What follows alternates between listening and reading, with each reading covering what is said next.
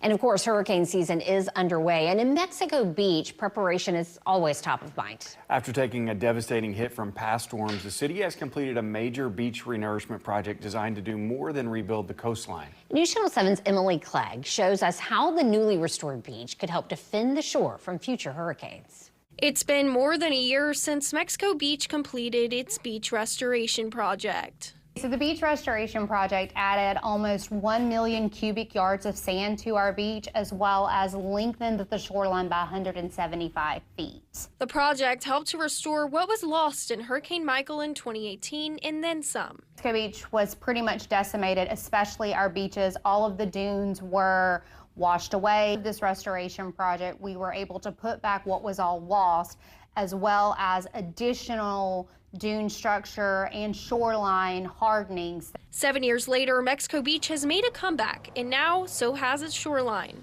It strengthens our shoreline by providing additional frontage for those low-lying areas, as well as hardening our dune line, which will, if there were to be a storm, would take any brunt of the storm. And the effort to maintain the shoreline doesn't stop even after the beach restoration project is complete. You have to constantly make sure after a beach restoration project that if there's something that impacts it, like another storm, that we have the ability to put it back. So that's why we've identified the offshore sand sources. The city continues to strengthen its shoreline with beach restoration efforts like dune protection with additional sand fencing and beach vegetation planting projects. In Bay County, Emily Clegg, News Channel 7.